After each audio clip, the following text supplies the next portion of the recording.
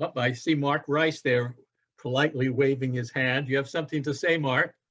Sure. So I had the good fortune of hearing your concert of ideas that you did for the Association of Managers of Innovation, in which you performed this. And I know that so much of what you do is about making connections between people and ideas. Because of the concert of ideas, I pulled out my tape of the greatest songs of Gershwin. And you know that you perform, or John performs, one of Gershwin's pieces in your concert of ideas. Anyway, when we hear that term, your opera is mesmerizing, one of the connections I make is to the idea of Rhapsody. And, the connections that you make through the Creative Leaps International and through the Concert of Ideas and the Renaissance Center, connect ideas, connect music, and connect people. It's a beautiful thing. Thank you, Mark. Thank you. I see Mary Tucker, Mary Evelyn. There you are. Yes, John, thank you so much. It's just quite extraordinary what you're doing and what you've done and what you will continue to do. And what struck me, Thomas Berry was our teacher, and he introduced us to Isley in the 70s and so on. And we probably would have named our film The Immense Journey, except the title was taken. But he's a great inspiration.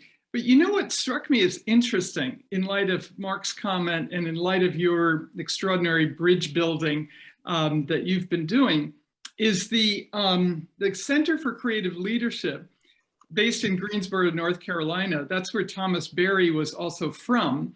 And he had this notion that we need a new story of evolution and so on. And what strikes me in looking at their website, and this is where I want to just draw you out and make a comment, or have you make a comment. It says, we don't just train, we transform. At CCL, our human-centered approach to leadership development delivers results that matter and change that lasts. It's a wonderful phrase, but I'm very struck by the human-centeredness of this superb center and of so much of our work that is very human-centered. And this is the gift, I think, of Isley, and particularly this extraordinary essay. And that in the same year that you began this work, 1992, The Universe Story was published by Thomas Berry and Brian Swim to tell this universe story. So I'm just wondering, in your work, the pulsation between this cosmic and earth dimension and leadership that's needed in our time, especially for the natural world and so on, which is struggling without this tremendous spiritual sense that Isley offered. So I've said a lot, and I know that you're doing so much, and I just love to see how you might put these together, the spiritual, the cosmic, the natural, and the leadership that is often human-centered. That's been our focus the last 30 years since that early collaboration with CCL. And our Renaissance Center is endeavoring to carry that forward for another 30 years in a new form. And I would love to continue this conversation with you one-on-one sometime. Can you say something more specific, though, about the Renaissance Center? Because they also, Renaissance has that sense, of course, of the cosmos. So just to draw you out, that's all. Sure, happily. The idea of the Renaissance Center grounded in what we call knowledge integration, and that's a concept that was elevated by Vartan Gregorian, my friend and mentor from the Carnegie Corporation. Interdisciplinarity was a founding value of our parent nonprofit, Associated Solo Artists, which we founded in 1972, our 50th anniversary upcoming. Rich Al-Bagli here, co-founder with me. We were young scientists out of RPI who also had a love for the arts and humanities and felt we needed to be facilitative of bridge building between the arts and the humanities.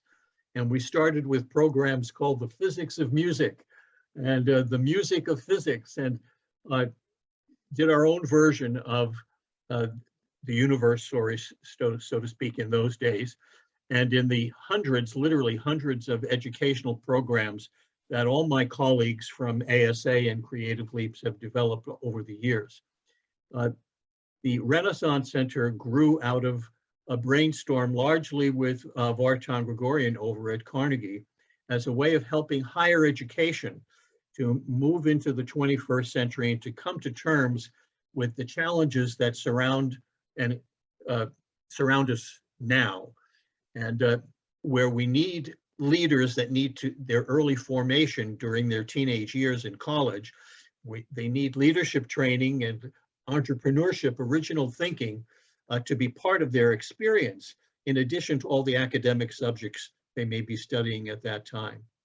And we had a pilot year of the Renaissance Center at the University at Albany under the auspices of my friend here, Jim Steller, where we helped the university faculty with the development of a strategic plan for the coming decade. And we worked with faculty members who wanted to expand their expertise beyond their disciplinary specialties and into teaching itself. So many of them are brilliant in their particular fields, but are amateurs in the field of teaching. And of course, we all need to be better at that. And so we develop programs in support of that. That's part of our vision for the Renaissance Center. We would be utilizing the arts as a grand catalyst through events like the Star Thrower or any of our many, many concerts of ideas to jumpstart the creative process, personal reflection on whatever the issues might be, and to use our slogan to set the mind and heart in curious, exploratory motion. We don't pretend to have answers, but we know how to get the mind and heart moving and to set people in conversation with one another. As my friend Stan Griskevich from CCL likes to say, the answer is in the room. And we simply need to activate each one of us so that we are free enough to explore and listen to one another and create something new. Thank you so much. Where we teach at Yale, we need you. We need this perspective. And so many other universities do too. Thank you so much, John. Fabulous. Grateful to you. This is Doug Williams. I had kind of a related question about distribution and, for lack of a better word, promotion of what you've put together for, especially for the event, as I take it, is going to occur in Scottsbluff and whatever the other location is. How's this going to be broadcast to people that might care to get involved in it?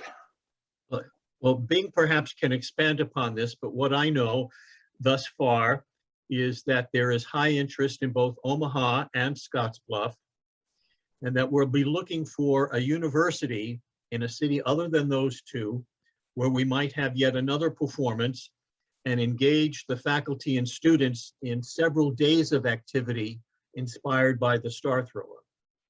And beyond that, to, if possible, engage the local public television station to produce a video document, not just of the performance per se, but of some of the educational features that we would surround it with. And if we're lucky, maybe PBS will pick it up nationally. Yeah, that sounds like a good I had a luncheon with Christine Leshak, who's a producer at Nebraska ETV, and so we will pursue this avenue to not only John's performance that day, but also all the events surrounding it. So in Scottsbluff, some of the activities will include a guided tour of all of Isley's college day haunts, which led to The Last Neanderthal, the poem, The Innocent Assassins, his master's thesis. We will, at Scottsbluff, also perhaps have Dr. Engelman talk about the starfish itself as a creature which has been around for a long, long time when all the many orders started to form, George, as I remember from my geology 101. And Echinoderms as a group are very ancient, and yeah, there's some interesting things about the echinoderms and about sea stars in particular. Sure. the creative writing workshops that we will probably conduct for Western Nebraska Community College. And John has thought about proposing master music classes be held, for instance, here in Omaha, and also perhaps at Western Nebraska Community College. A good friend of mine has proposed that we consider another site, which is Nebraska Wesleyan University in Lincoln, as another site for the troop to be able to visit and engage with students, both in the writing, the sciences, and the music. And so there's a little quote that I was thinking about in terms of from Beethoven,